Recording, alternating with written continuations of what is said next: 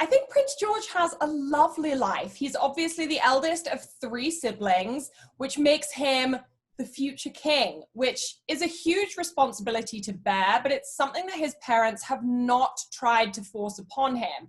Kate and William are very hands-on parents.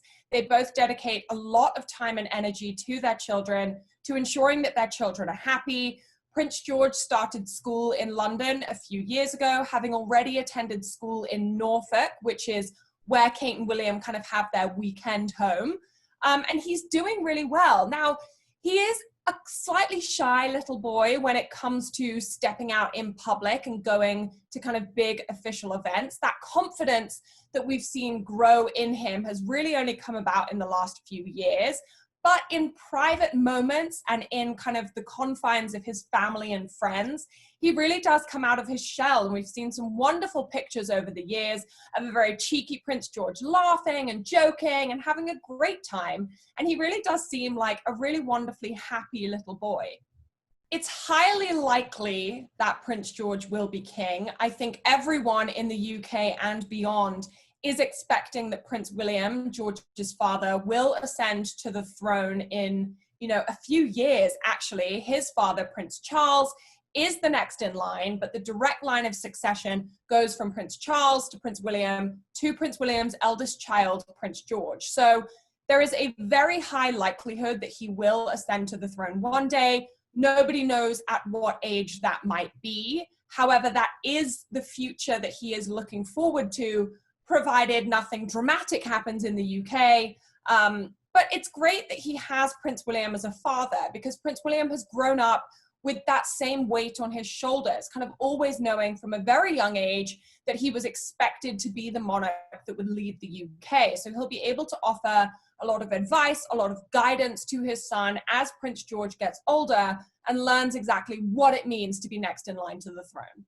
I mean, the arrival of a royal baby under any circumstances is always going to be a huge moment. But the arrival of the firstborn child of the future king is obviously a moment that not only demands attention from royal fans, it really demands attention from the world stage. This is the birth of a future king, or it could have been a queen that we are witnessing, and people really did go wild over it. There had been so much speculation about when William and Kate were going to have their first child, whether it was going to be a boy or a girl, where they were going to have their child. And Prince George really was kind of the first major royal birth that we had seen in a little bit of time. And I think the excitement around it just made the UK a wonderful place to be. Thank goodness he was born in the summer, because it did mean that people could go outside and celebrate. If it had been in the winter, it probably would have been a bit drizzly. But it really was a momentous occasion in British history, and people celebrated it with due respect. They kind of took to the streets, there were banners put up. It was a really wonderful time to be in London and further afield in the UK. People gathered outside the Lindo wing at St Mary's Hospital, where Kate gave birth, for days. People camped out there. We had people wearing Union Jack hats and staying in tents and waving flags.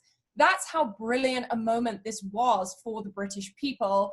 And Kate really wanted to give back to all of those lovely supporters by welcoming them into that special moment. So after Prince William went into the hospital, met her, met their newborn baby boy, the 3 of them came out together. They introduced Prince George to the world. And it really was a wonderful moment to see the 2 of them become a family of 3 for the first time. Prince George wore a very traditional outfit for his sister's christening. He wore an adorable pair of kind of red page boy style shorts, a white shirt with red embroidery detailing and a bit of kind of ruching here, and then some adorable socks and little leather shoes. Now, people might look at this and think, what on earth? Why does he look like he's dressing out of the 50s? But this outfit actually had a huge amount of royal history behind it. It is almost identical to the outfit that Prince William wore when he was just a little boy, when he met his brother, Prince Harry, for the very first time. So it was really lovely to see those comparisons being drawn, and also to see William and Kate kind of taking that element of tradition and bringing it into that really special moment for the family. Prince George met Barack Obama during a visit by the then president and first lady to Kensington Palace. It was a pretty special moment. Prince George was allowed to stay up past his bedtime, which, as any parent out there knows, is only done for a very special occasion. And he came downstairs in his pajamas, in this adorable robe, in his slippers, to meet Barack Obama. He shook him by the hand, and Barack Obama always has been wonderful with children. There have been so many lovely images of the former president greeting young children, whether it's in the Oval Office or further afield. And this really is one to add to the top of the bunch. This picture of the then president crouching down to say hello to this young prince, wearing his robe, ready for bed, freshly bathed. It was just a really lovely moment, and one that I think Prince George, when he's older, will look back on with incredible fondness, because honestly, what an amazing opportunity to have when you're just a toddler.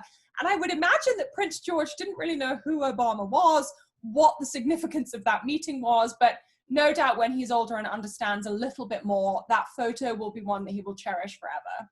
Prince George, as he grew older, got a lot more confident, and when he's surrounded by his friends and family like he was at Pippa's wedding, he tends to get a little bit more cheeky. We've seen some really lovely moments occur out of big family events, and Pippa's wedding was no different.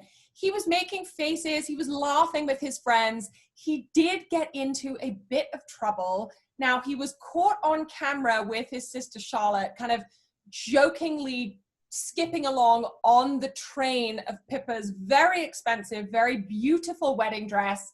Kate Middleton did step in to scold her children, and Prince George was seen just moments later crying, throwing a bit of a tantrum. He obviously didn't like being told off, but you know what? This really is just part and parcel of what family events are all about, and royal weddings are no different. Trooping the Colour is a ceremonial event that takes place in the UK every year. It is to do with regiments of the British Army, but it's actually held in order to celebrate the official birthday of the British sovereignty. Now, that essentially means that it celebrates the Queen's birthday. It's an incredibly big event, both in terms of the royal family and in terms of the British public. Hundreds of thousands of people gather outside Buckingham Palace to watch it, and the closest members of the royal family are invited by the Queen to stand on the balcony at Buckingham Palace and look down all of the amazing action going on.